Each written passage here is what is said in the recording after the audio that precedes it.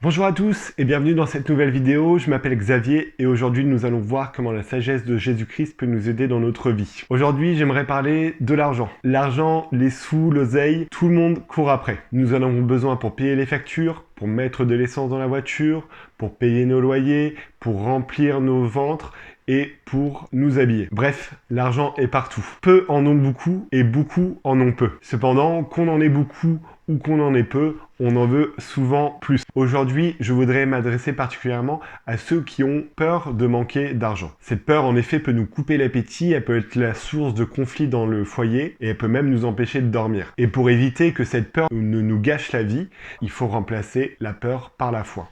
Et donc on va voir les 3 conseils que Jésus-Christ nous donne lorsque nous avons cette peur. Alors le premier conseil que Jésus-Christ nous donne, c'est de souffler et de rester calme. Dans la Bible, Jésus nous invite à regarder les oiseaux et fait cette constatation. Regardez les oiseaux du ciel. Ils ne sèment ni ne moissonnent. Ils n'amassent rien dans les greniers. Et votre Père Céleste les nourrit. Ne valez-vous pas beaucoup plus qu'eux? Qui de vous, par ses inquiétudes, peut ajouter une coudée à la durée de sa vie? S'inquiéter, râler, se morfondre sur les problèmes financiers, cela ne va pas faire venir l'argent plus vite. Alors si cela ne sert à rien, autant être heureux. Être heureux ne fera pas venir l'argent plus vite non plus, mais cela rendra la vie beaucoup plus belle. Ayons confiance que si Dieu prend soin des oiseaux qu'il a créés, il prendra davantage soin de ses enfants. Le deuxième conseil que Jésus donne, c'est de se rappeler que Dieu pourvoit. Un des noms qui est donné à Dieu dans la Bible est Jéhovah Jireh, ce qui signifie, entre autres, Dieu pourvoit. Pourvoir, c'est mettre quelqu'un en possession de ce qui lui est ou lui sera utile. Et c'est ce que Dieu fait avec chacun d'entre nous.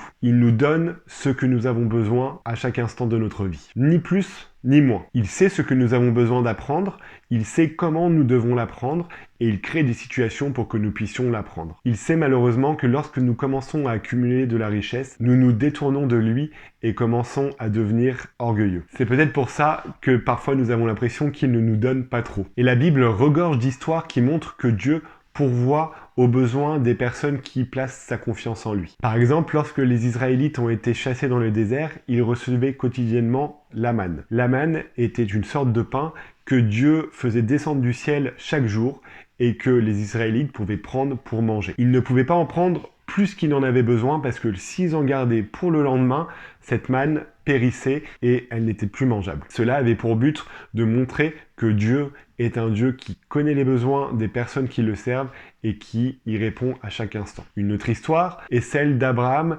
qui monta en haut de la montagne pour rendre un sacrifice et lorsque Dieu a suffisamment testé sa foi, il lui a donné le bélier pour faire le sacrifice. Et il y a encore bien d'autres histoires, que ce soit dans la Bible ou dans le livre de Mormon, qui montrent comment Dieu pourvoit et donne aux gens ce dont ils ont besoin au moment où ils en ont besoin. Le troisième conseil que Jésus-Christ nous donne est de nous rappeler que Dieu est un Dieu d'abondance. Lorsque l'homme divise, Dieu multiplie. Lorsque l'homme voit la famine, Dieu voit l'abondance. C'est ce Dieu que nous servons et c'est ce Dieu qui a créé la terre. Et il existe de nombreuses histoires de la Bible qui prouvent que Dieu est un Dieu d'abondance. L'histoire la plus connue est sûrement celle de la multiplication des pains. Lorsque Jésus avait enseigné une grande foule de 5000 personnes, il s'est rendu compte qu'il était tard et que les gens avaient faim.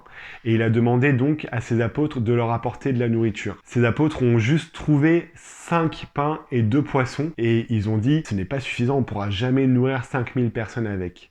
Et Jésus-Christ leur a dit « ayez confiance ». Il a rendu grâce avec ce que les apôtres avaient apporté et ils ont pu nourrir les 5000 personnes et sont repartis avec 12 paniers remplis de restes. Une autre histoire très connue raconte le moment où les apôtres sont partis pêcher toute la nuit et après de grands efforts, ils sont revenus vainement au matin sans avoir rien pu prendre dans leur filet. Et lorsqu'il les a vus, Jésus leur a simplement dit « jetez les filets de l'autre côté de votre bateau ». C'est ce que les apôtres ont fait et ils n'ont jamais pu les relever tellement ils étaient pleins à craquer. Une dernière histoire raconte que pendant une période de famine, Dieu a envoyé Élie, un de ses prophètes, chez une veuve qui avait juste suffisamment de farine et d'huile pour faire un dernier pain pour elle et son fils. Et Élie est arrivé chez cette veuve et lui a demandé de lui faire un pain parce qu'il avait faim. Et cette veuve lui a répondu qu'elle avait juste pour elle et son fils, et qu'en fait elle allait manger et que ce serait leur dernier repas et qu'après elle mourrait. Et lui a demandé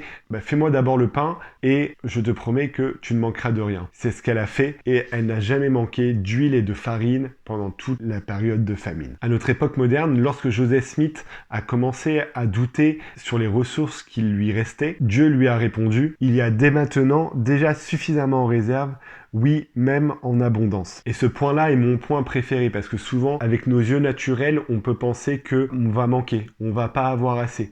Mais Dieu est un Dieu de miracles et il peut créer de l'abondance là où on ne voyait que famine. Donc si les problèmes financiers surgissent, tournons-nous vers Dieu. Restons calmes, rappelons-nous que c'est un Dieu qui pourvoit et que c'est un Dieu d'abondance. Je nous promets que si nous lui restons fidèles et que nous faisons confiance en sa sagesse et en son calendrier, nous ne manquerons jamais de rien. Merci à tous d'avoir suivi cette vidéo. N'hésitez pas à partager dans les commentaires les moments où Dieu a pourvu à votre situation et vous a donné les outils pour faire face à une situation difficile. Et si cette vidéo vous a apporté quelque chose, n'hésitez pas à mettre le petit pouce bleu, à vous abonner à la chaîne si ce n'est pas déjà fait. Et je vous souhaite une très belle journée et à bientôt pour plus de sagesse grâce à Jésus-Christ.